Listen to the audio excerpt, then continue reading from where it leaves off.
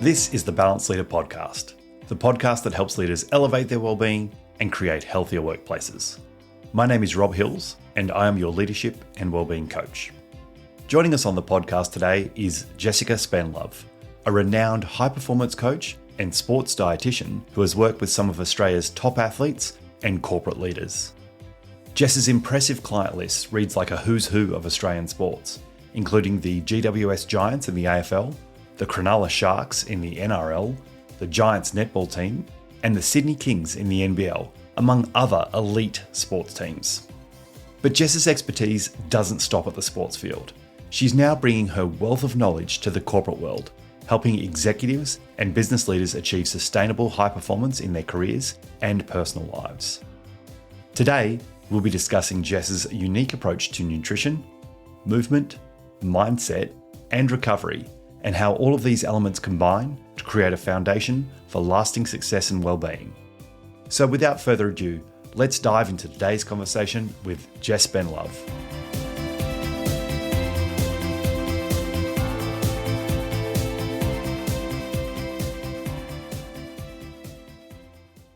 Welcome, Jess, to the Balanced Leader Podcast. Thank you so much for joining us today. Thanks for having me, Rob. I'm excited to see where today's conversation goes. Yeah, me too. Jess, you have a pretty amazing list of clients, from elite athletes to corporate high flyers. So to kick us off, and yeah, that was a bit of a pun, why don't you tell us a little bit about your background and how you became a high performance coach? Yeah, so my background, honestly, the work I do today began 26 years ago, which I'm only 37 years of age. So it really started when I was before I was a teenager. Basically, I was a high-level, national level swimmer. Was very good, winning national gold medals. Naturally talented. I definitely didn't choose swimming, but the real penny dropped for me when I started to get sick, run down, had performance plateaus, and we had no idea what was happening. So basically, I was an underfueled athlete before I learned the power of nutrition firsthand, and I just fell in love with it. I was always a bit of a science, maths brain, a bit of a sporty child, so I thought maybe I'll be a physio, maybe I'll be an exercise physiologist. Yeah. And then after I worked with a sports dietitian, fell in love with how powerful nutrition is. I'm also a foodie at heart.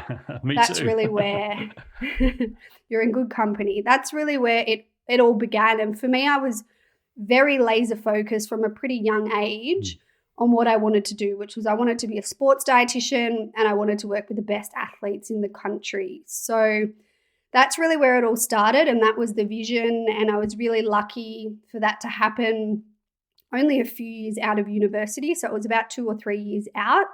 I got my first contract with the Cronulla Sharks, and then it all quickly snowballed. Then it was the Giants, AFL, Netball, Sydney Kings, Western Sydney Wanderers, New South Wales Waratahs, the Giants AFLW, basically everyone except for cricket. Yep. And I built a business. I built a team of dietitians under me, and I loved it, but I probably loved it too much. And I absolutely ran myself into the ground more times than I can count.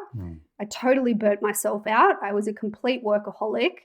And that experience of working with these amazing athletes, working with these incredible high performers, but also starting to see the commonalities between what drives a high performer in general, started to kind of crystallize maybe the next direction I wanted to add, and then throw into that my own experience, my own burnout, and wanting a little bit more from my life than just work, which honestly, when you work in professional sport, that's kind of what it is for 11 months of the year.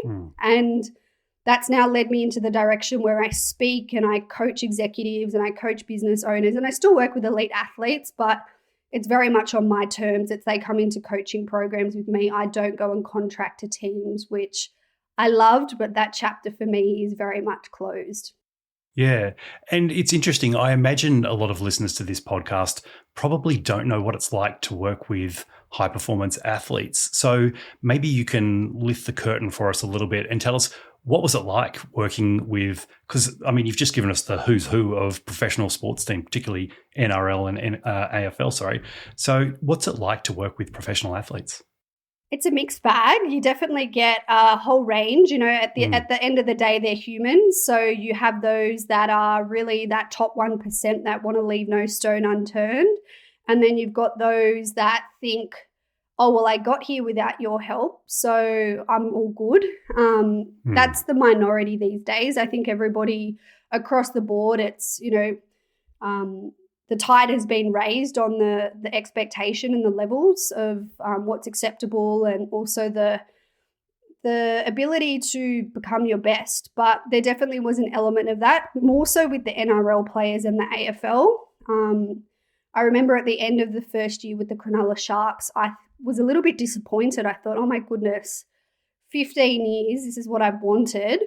I've achieved it, and I'm sitting here convincing players that they should be taking nutrition seriously and using it to their advantage. Yeah. And then when I stepped into the AFL world, total different ball game. Fair enough, at the Giants at the time, they were a fair bit younger, so I didn't start there when they started. It was their third year, so they were all like 21-year-olds, but they were little sponges that just wanted to know everything and anything that they could to be the best. And then that was my same experience with the netballers and most of the basketballers and most of the rugby union players, etc. But you'd be surprised. They're not all totally elite with their nutrition. To be honest, they have a lot to learn. Yeah. And I think that's also why I went, okay, well, these are the needle movers with these athletes. What about these high-performing cognitive corporate athletes? How can nutrition serve them? And while the physical output side of things might not be the same, although as you would know, there's the CEOs doing the Ironman, so it very much is the same, exactly the same. Yeah. But there's a lot of transfer just in terms of day-to-day well-being, quality of life, optimal cognitive performance that really transfers across the board. So what do you see are the main parallels then for high-performing athletes and then leaders in the workplace? Because you're working more in that corporate space now. So was the transition difficult, or is there enough that's similar that makes it kind of easy? There's enough that's similar that makes it easy. So first of all, there are that segment of the population, like one of my clients, he's like an 8-figure business owner and he's a power lifter, and so he really gets the best of both worlds of me. And then I've got another CEO client and she's doing Ironman events and ultra endurance events. So that's a direct transfer. Whereas if you've got the CEOs or the business owners or the entrepreneurs that maybe want to be a little bit healthier, they might be more like what I call the all or nothing humans or the ticking time bombs. There's still transfer because these people are in high pressure environments. And I think that's where I thrive. I thrive with busy people in high pressure environments that don't have much time, that need to be at their best. So how do we get them there? And nutrition is really one of the only controllable behaviors that we have to do every single day. It directly ripples into every area of our energy, our focus, our productivity, our immunity. So it's incredibly powerful. And hopefully coming on shows like this can help transfer that knowledge and so people can see that the corporate CEO or the corporate athlete can leverage and learn so much from what elite athletes do. Yeah, absolutely. And it's funny, I just picked up on a couple of terms you mentioned there, and I think I remember seeing them on your website as well. All or nothing human, sounds like me, ticking time bomb maybe too. Can you explain what those couple of terms mean and how people can find out which one of those they might be? Yeah, so it's really from working in high performance in different arenas, including like defense and sport and corporate and business for the last 15 years, I've seen behaviors and traits which I've classified into 3 categories, which is the overachiever, the all or nothing human, or the ticking time bomb. Now, the overachiever is that person who somehow seems to have more hours in the day than the rest of us. They have every area of their life down pat. They're really consistent. They've got a rhythm and a routine and a schedule and they stick to it. And they're ticking most of the boxes. These are the people that are really about the marginal gains. Like, what are the 1%? What are the little areas that I can dial in? Mm-hmm. Then the majority of honestly high-performing people sit in the all or nothing category. So these are the people when they're on, and when they're not on, they're off the wagon. And it's really that it's really that mindset which makes them high-performing and successful in most areas of their life. So probably their job, they give everything to it. That was me. When I was in sport, I was an all or nothing human because I was just so focused on my career. So this comes from a space of being like, I hear you, I see you, I was you. And these people ride the energy roller coaster. They're really tired. Then when they're on, they're trying to change 10 things at one time. So the magic spot for these people is trying to find consistency in their life, not being a robot, not just ticking boxes, but finding a rhythm that supports them and that supports their goals. That's their real needle mover. And then we've got the ticking time bomb, who's basically the duck on the water, cruising along on the top. Everything looks cool, calm, and collected. But underneath the surface, one more thing, it's burnout, it's breakdown, it's crisis. And so with these people, they're generally trying to do too many things.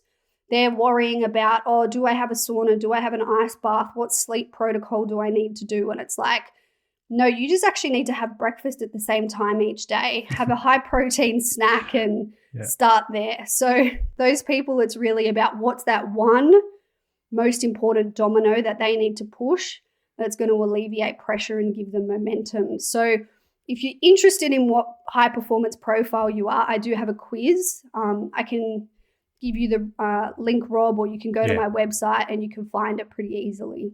Yeah, absolutely. We'll pop that in the show notes so listeners can find it very easily. I'm interested to hear how you think people end up in one of those sort of three categories. Is it nature or nurture? Is it discipline or lack thereof? How do people find themselves here? All of the above. Internal pressure, external pressure. You can have the best intentions in the world, but if the environment that you're in demands outside of the ordinary from you. So perfect example, me in professional sport. Now, I didn't need to go and work with 6 teams. How high performing of me. It's pretty common to maybe work with 1 or 2. So the fact that I was in these environments that demand so much, that where you really need to be on, these athletes are on, they're training, they're on a schedule. It really requires you to be high attention to detail, high communication. You absolutely need to be all in when you're there. So for me, it really was, I had the best intention and I had the knowledge, but I was in environments times 6 that required so much of me. So I think for a lot of people, they might have the intention to, I want to exercise each day or I want to eat well, but it's potentially a little bit of that. It's also, health isn't a skill set that you just have. And often a lot of what I talk about, which is high performance and sustainable high performance, they're behaviors that you learn and they're behaviors that you train yourself to have. So people don't just wake up and have them. You need to learn them and understand them and then also have them customized to your life. So one issue I see is people listening to all of the podcasts, which I think are amazing, like the Hubermans and all of that, but they're trying to apply a protocol which is so far from what they currently do. It feels like mission impossible. And for me, my whole philosophy is, what is the path of least resistance? How can we manipulate what you're currently doing using best practice, using principles, and tailor them to your life so they fit like a glove? And I think that's so important. And I also want to pick up on a word or a phrase you said there in that last answer, which was sustainable high performance. And I love that we're putting sustainable and high performance together, because I think maybe in the past, people have been so focused on high performance, they go out like a bull at a gate, they rush, and then they try and do all of these different things and either they don't work or burnout ensues. So what does sustainable high performance mean to you and why is it so important? Sustainable high performance to me is basically the intersection of peak performance, well-being, and longevity. And the thing with each of those is individually, what you might do to maximize your health may not maximize your peak performance or your longevity. And similarly, peak performance may not consider your health and your well-being. So sustainable high performance is the intersection of those three things for me. And it's really about how do I live in alignment with my life, with my goals, without running myself into the ground. And for me, this really feels like a mission that I'm on because, again, this was my own experience of being someone who was very motivated, being someone that was very driven, who absolutely ran themselves into the ground and had quite a lot of health issues after COVID because of it. So sustainable high performance is how do you have it all? How do you have the job, have your health, have your family, and find that rhythm that works for you, that doesn't feel like you're all in or all out, that it feels like it's a sustainable pace for yourself.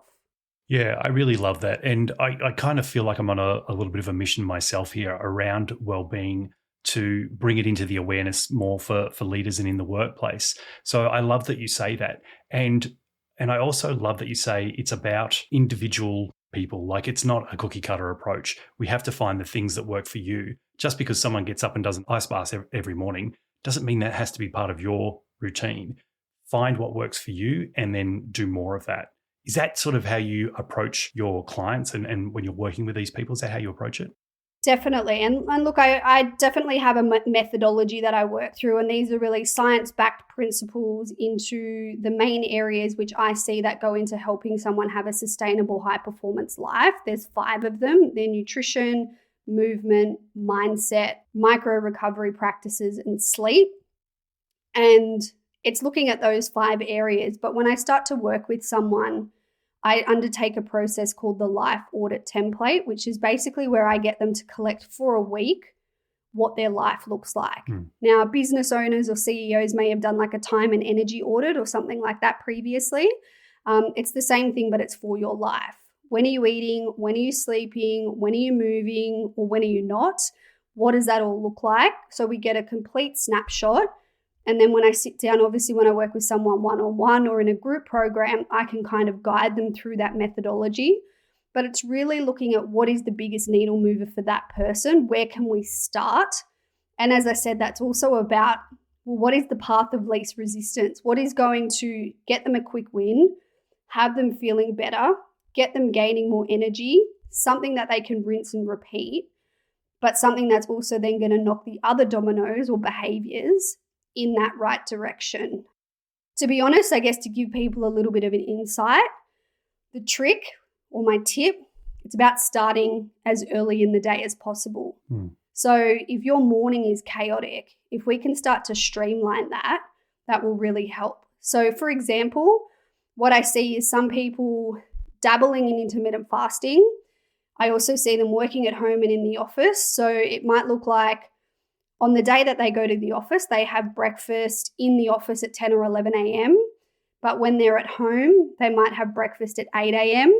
Or some days they might try an intermittent fast and they don't eat till 11 or 12 a.m. Zero rhythm, zero consistency.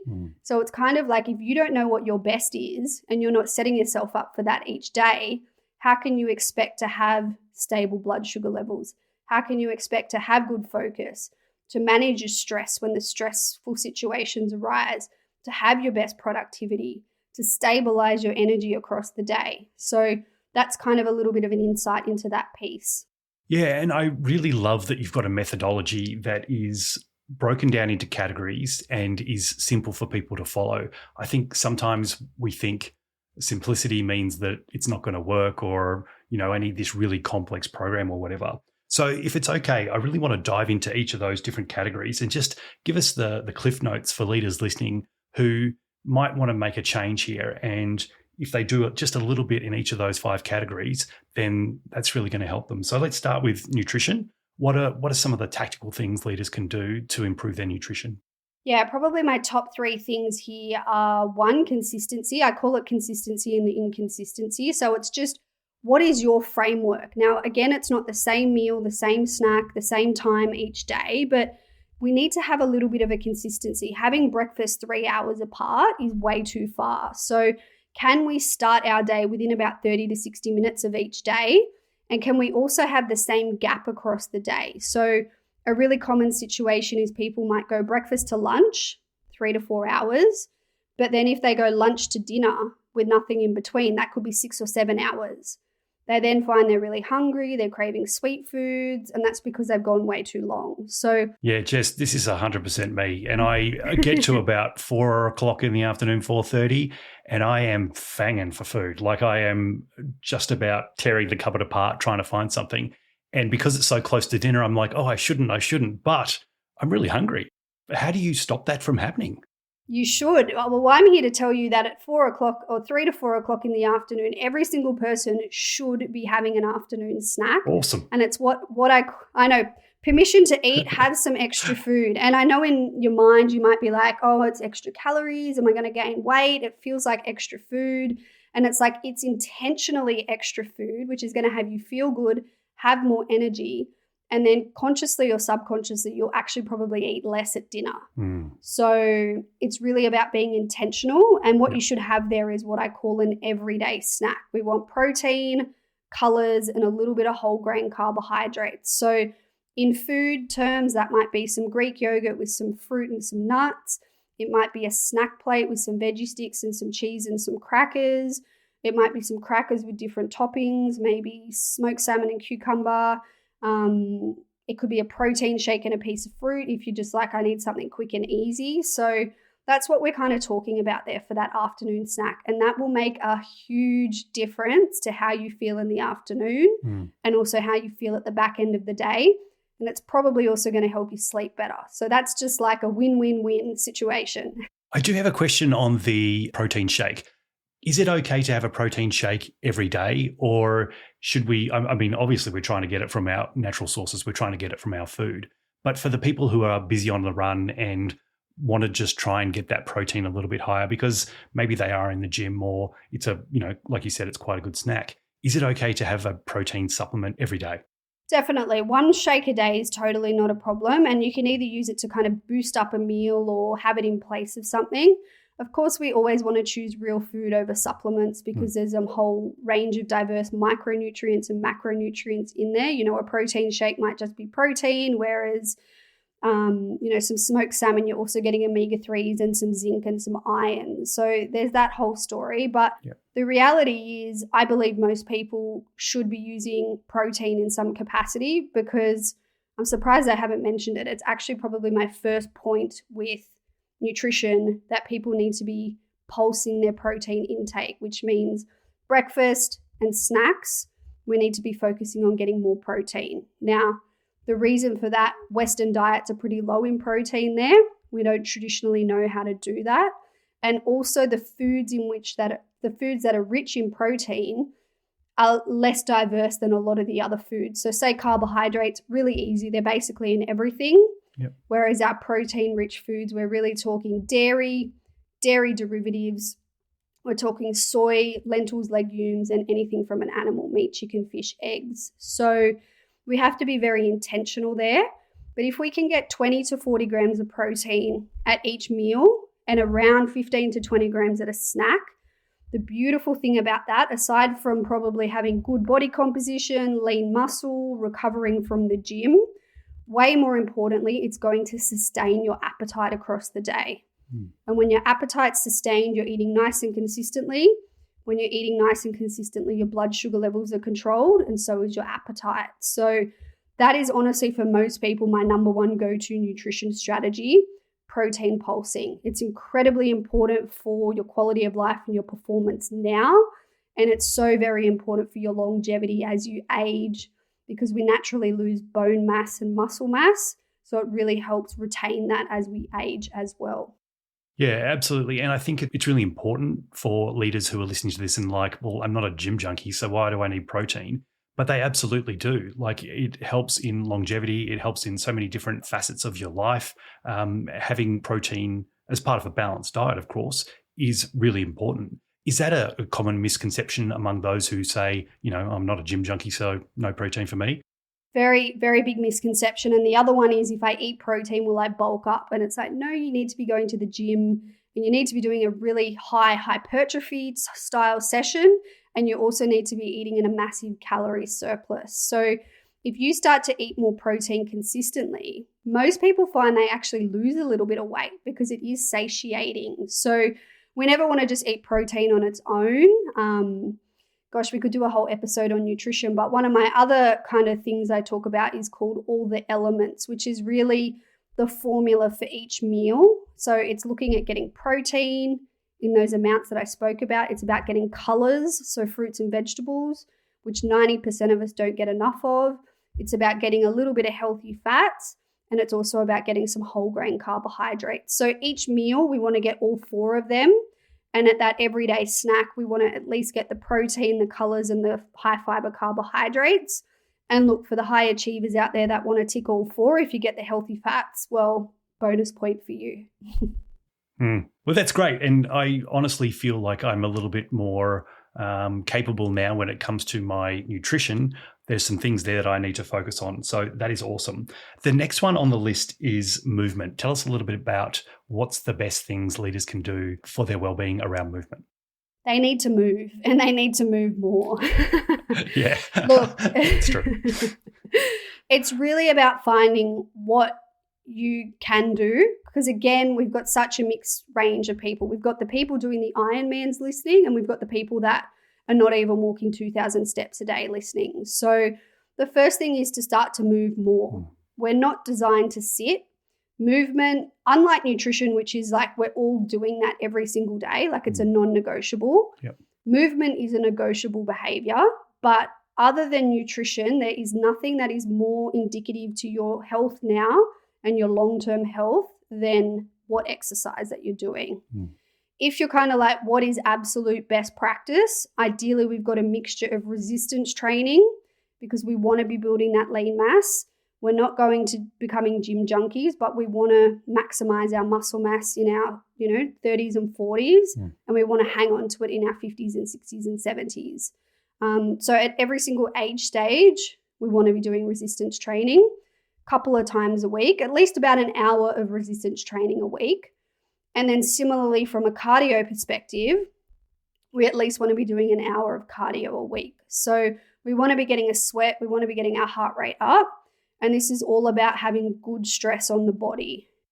Separate to that is our low intensity exercise, which we might do more for mindfulness or just additional movement. So whether it's walking or Pilates or yoga or stuff like that. But movement really is a high performance behavior, and it's really just about finding what you can put into your life, how you can put it in. If you need to go join a gym or get a personal trainer or whatever it is, do that.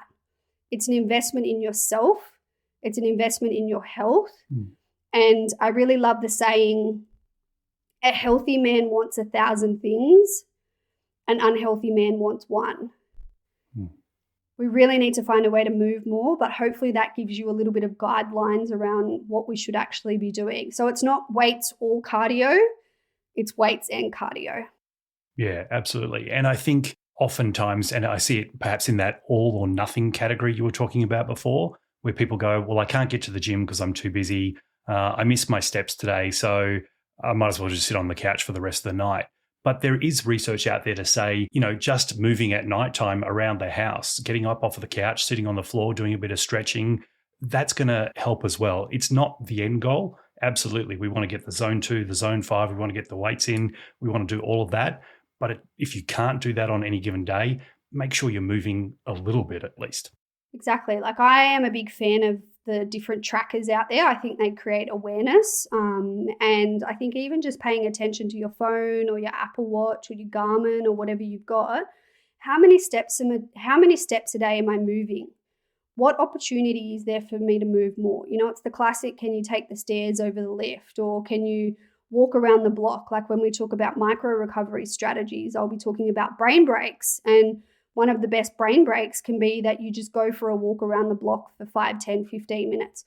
All of these things really add up, and it's really about you comparing yourself to the current or past version of yourself, not the person in the office running Ironmans that might be so far from what you're currently doing. Yeah, absolutely.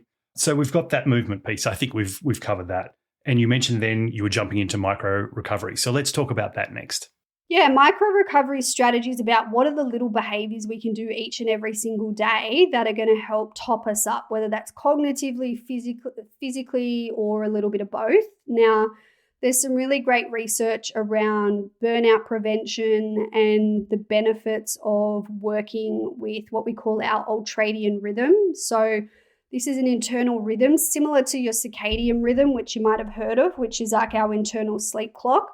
Our ultradian rhythm is like these little microcycles we have in our body, and humans have what we call these 90-minute cycles where we can kind of perform at our peak for 90 minutes, and then we have like a 20-minute trough where we need to rest. Now, again, we don't have to be so exact, but if you can kind of work in these microcycles across the day where you're working for 60, 90-minute sprints, and then you're taking a couple of minutes, 5, 10, 15 minutes to make a herbal tea or to walk around the block or to do some breath work or listen to a meditation track if you're at home, or just have a little bit of quiet time, or make an everyday snack if it's the afternoon, have a nutritious everyday snack. Basically, the rule is it should be some time that's stimulant free. So no technology, no sugar, no caffeine. Now, I'm not anti-coffee. If anything, I'm actually quite pro-coffee. But just when we're having those little breaks, which might be 1 in the morning, lunchtime, 1 in the afternoon, we want to have that time just to step away, be stimulant-free, and cognitively allow ourselves to top ourselves up. And these little micro-recovery habits are really proven to be very supportive in preventing burnout. And also in terms of when we actually get to have the holiday, it doesn't take us so long to wind down because we have these practices that help down-regulate our nervous system across the day. Yeah, and that's really interesting because I know myself, when I have a day where I'm running from start to finish, I might be in front of a group talking and there may not be the opportunity to take those breaks because, you're talking to people during the breaks and the lunch or whatever. I am wiped out. And if you contrast that with the days where I have a little bit more space and I can take 10 minutes in the morning, 10 minutes around lunch, 10 minutes in the afternoon, I get to the end of the day and I'm not completely wiped out. I still feel like I've got energy and, I can perform to a certain level as opposed to I'm on the couch and I'm not moving for the rest of the night. So I really like that. And I think it's great that there's science around that to prove that too. Yeah, I just like the term brain break, it's kind of catchy. It's like I'm having a brain break, I need to have a little brain break. And you're exactly right. This is about not giving your all to your job. So you want to have energy for your family or for your friends or for your social life, or to have energy to exercise. So these little intentional breaks can really be very supportive of that. The next one on the list is sleep. What can people be doing to enhance their sleep? Because it's so important for our well-being. So what should we be doing on a daily basis to really make sure we're setting ourselves up for success in this area? Yeah, I love this topic. I feel like I'm a sleep enthusiast, so I really love talking about sleep, but also the relationship between nutrition and sleep is so inextricably linked. Both can support each other in a positive way, but unfortunately both can support each other in a downward spiral, which is what we most often see. So the two biggest things that you can do in terms of setting your sleep up for success: one, have a wind down routine in the evening. The number one thing that prevents us from getting to sleep or having good quality sleep is an inability to turn off our thoughts. So for a lot of us, it's the overstimulation, it's the technology, it's the TV, it's the phone, it's the laptop. It's all going at the same time and it's just winding ourselves up. And then on top of that, we've got the phone in the bedroom. We're doom scrolling on whatever our platform of choice is, and we're just winding our brain up. So it's kind of like an aeroplane. Every single time you get on a flight, you get to that point 30 minutes out and they say we're starting our descent into wherever, and there's a protocol. Yep. That's what we want to do for our sleep each night. We want to have a boundary where, whether it's 30 minutes or 60 minutes, like the longer the better, but where you start to switch off from technology, where you start to switch off your thoughts and have some sort of practice or sacred ritual where it's very protective. So it doesn't have to be anything fancy. For me, it's literally two things. It's I have a hot shower, or I dim my lights while I'm watching my TV, I have a hot shower, and then I'll journal. That's it. And what I journal is 3 wins for the day, 3 wins I want to have tomorrow. Nothing extreme. Yep. If there's times where I'm not sleeping particularly well, maybe, I'm a little bit stressed, work, there might be some deadlines or something happening, then I'll pull out an extra few strategies. So I also might listen to a relaxation track.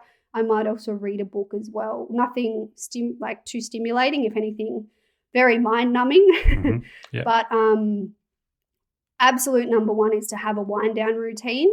And the second one would be in the morning, if you can, within the first 30 to 60 minutes, get some sunlight on your eyes. It helps regulate your circadian rhythm, which then helps you sleep better at night. So they would be the top 2 things that you can do to optimize your sleep. Yep.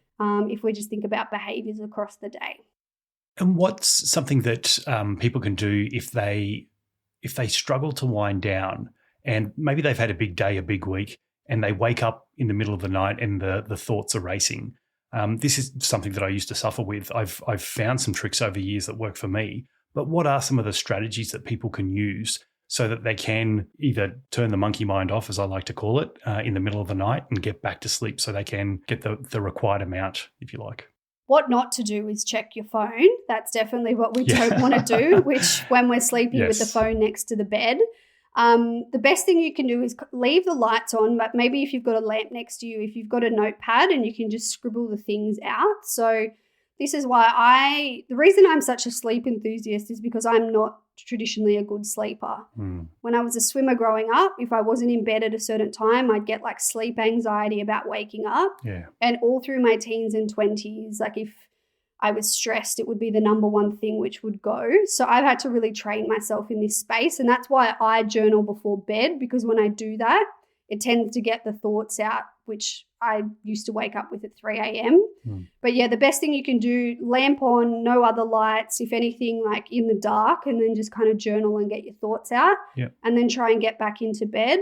And if you can sleep, great. If not, and you're still awake, you could then read a book. That would be my top things that you could do. And then start journaling and put extra wind down practices in the next night so it's not a repeat pattern. Yeah, of course. And it's interesting. I've suffered a little bit of sleep anxiety over the years myself. When you wake up and you look at the clock and you're like, I've got 4 hours to go. I've got to get back to sleep. I've got 3.5 hours to go. I've got to get back to sleep. And I found for me, just letting that go and not worrying about it and knowing that if I have a bad sleep tonight, it'll be okay. And, I'll get some more sleep tomorrow night. And I think just that reframe has had such an impact because I don't struggle so much. I just let it go and go, well, if I get back to sleep, great. And if I don't, there's another night tomorrow night. And as you mentioned, work on that routine and make sure that it's set to go. You're exactly right. That reframe, that mindset piece, which mindset and health is just like inextricably linked. And I guess I'm jumping to the next one, but it's kind of saying it's really about looking at your edge and what are some of the limiting beliefs or what are some of the stories and the narratives that you've told yourself. And some of it might be around the all or nothing mindset, or, I've had a bad day, so I'm just going to throw the rest of the week out and I'll start Monday. Like, what are those opportunities where you can get an edge on yourself and find something that's just a little bit more supportive? And that reframe that you mentioned there around sleep, that kind of thing has also helped me, just like letting it go. Also for me, not having my phone or like a clock in the room, I have an alarm, which I can hear outside of my room if I need to, but most of the time I'm awake before. But just removing some of those things that I would check or see and that were inhibiting me or that were stressing me out is exactly right. And it is incredible how powerful the mind is, and it's such a fascination for me. What we tell ourselves, the stories we believe, the little voice in the back of our head telling us different things can have such an impact. So I imagine as a part of these 5 categories that it's such a critical thing for people to try and get a hold of a little bit and learn some strategies around. Definitely. And when it comes to things like nutrition and exercise, it's like the person that's not going to the gym that then wants to exercise 7 days. And then if they miss one, well, it's all out the window. Or when someone's like following a meal plan or they're trying to change how they're eating or they might want to lose some weight. And it's 100%, it's all or nothing. And I'm like, 80% is going to get you great results, 90% even better. But even at that level, that still means like 80%, that's 4 meals a week, relax, do what you want to do. And at 90%, that's 2. So when we've got that 100% all or nothing mindset, that's often derailing our success when it comes to something like our health, which is not 100% 100% commitment. It's what are we doing most of the time that's supportive of us, that's setting us up, that's making us feel good every single day. And it's also banking some health credits for future us as well. Yeah. And, I think that point is so important. I used to be one of those people who had to get it to 100%. Like I really felt if I let, one thing drop, I was, letting myself down. And hearing yourself say this, I've heard this now a couple of times on the podcast even, 80% is what we should be aiming for, and 80% is good. Like aim for that, give yourself a little bit of grace. And I think if you do that, not only are you going to enjoy life a little bit more, but you're not going to have that stress around it. And so it's going to be a little bit more fun and sustainable, which is so important, right? Exactly. Yeah, I think 80% is really good, if not great. It's what everyone should be aiming for. Anything more is a bonus, but also anything more is potentially coming at a sacrifice to other areas of your life, like enjoyment and socializing. So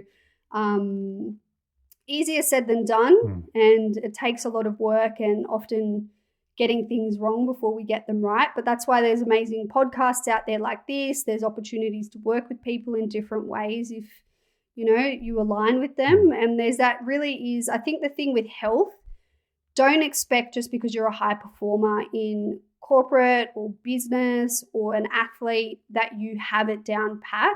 It's a skill set, it's behaviors. There's so much nuance. It needs to be customized to you. And the more you can do that and have someone just kind of guide you, I like to talk about it's kind of like going to Italy and you don't know how to speak the language and you just try to see all of the sites on your own and it probably takes you 3 days, or you get a tour guide, you pay them, you pay them extra and you do it all in 4 hours and you get to the front of the line. Like it's exactly the same thing. Yeah. And that's choose your path. Yeah. It's such a great metaphor for people who are, trying to frame that in their mind. Jess, I've also heard you talk a lot about energy, and I imagine there's some people who are listening to this and they feel like maybe they don't have the same energy that they did in their 20s or their 30s. Is this just old age, or is there something people can do in their 40s, 50s, 60s and beyond to reclaim some of that vitalness?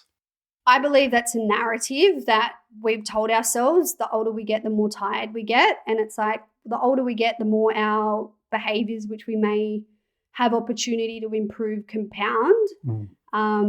So I've got clients in their 40s and 50s saying, I've got the best energy of my life. And it really is, again, that formula that I spoke about. It's not only the sustainable high performance formula, it's like the energy matrix as well. It's like if we can get those 5 areas working for us, we can have elevated energy and we can have more stable energy. But I fundamentally believe nutrition is the biggest contributor to our energy levels. And as I said, it's these little nuances or little differences each day, the time we eat, what's in each meal, no consistency, that is going to absolutely unravel us and have us feeling exhausted. So even if we can start there and learn that, then on top of that, we can start to sleep a bit better just because we're eating a bit better. We're moving a bit more because we've got more energy, and it just all of a sudden it snowballs into the direction that we want. So don't accept the narrative that just because I'm in my 40s, 50s or 60s, I have to be tired.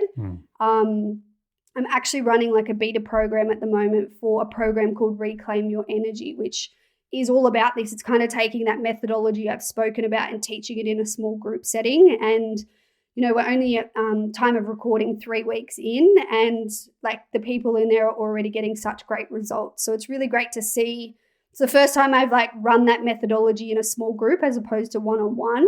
So it's really great to see how much it's just compounding even over this short period of time in a group setting. So yeah, I really believe if we can get those 5 things working more for us, every single person can experience better energy levels.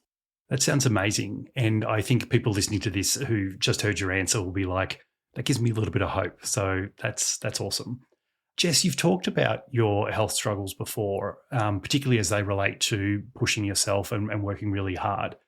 What would you say to the leader who's listening who thinks that they can't slow down, that they have too many balls in the air juggling and then too many people relying on them? What would you say to them? If you don't slow down, you'll be forced to slow down. So that was definitely my experience. And look, if work is high pressure, big hours, well, what in your personal life can you offset?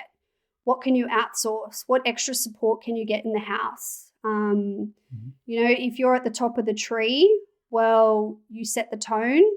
And if you're at the top of or if you're, towards the top but not at the top, is there a conversation around psychological safety and workloads and what can happen with those at the very top? So, but ultimately, and I learned this in my mid-30s, which is a pretty, early time to kind of be faced with such a big health crisis. Fortunately, I'm all good now, but it took 12 to 18 months to figure out and get answers. But at the core of it, it was totally from burnout and just thrashing myself and putting my job and everybody else before myself. So, if you don't slow down, you'll be forced to. But think about, where can I get support? Ask for help. Just because people rely on you, well, who can help you? I think that's why people, like leaders, like to work with me, because it's nearly outsourcing this area of their life. So, do the thinking for me, get me feeling better, and then everything else starts to feel a little bit easier as well. Yeah, I think that's such an important message for people to really take on. Jess, this has been an awesome conversation. What's one question I didn't ask you today that maybe you'd hope that I would have? And if I did ask it, what would your response be? Oh, I might need to think about this. Great question. I had to think about that for a little bit. So probably the one thing we haven't touched on is hydration, which really needs to have its own special mention.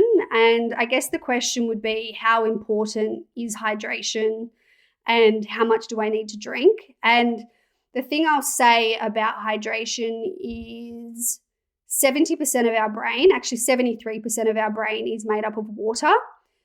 The brain is the CEO of our body. It controls everything. It controls how we think, how we feel, how we operate, everything. So if your brain is dehydrated, there is no way you are performing at your absolute best. So a nice kind of formula in terms of how much you should be drinking each day is, for every 10 kilos that you weigh, you want to look at about 250 to 300 mils. And that's specifically talking about water or electrolytes. And that's probably the other little tip that I'll give you. I often recommend that the first behavior of the morning is a glass of water with some electrolytes in it. So we're starting the day hydrated. We're starting with electrolytes, which are going to help us retain that water. And even if you do that, in addition to some of the other things, my goodness, you'll feel so much different. So that's probably the only thing we didn't talk about. That's great advice, Jess. And I've got a glass of water here and now I'm really thirsty, so I'm going to have a drink.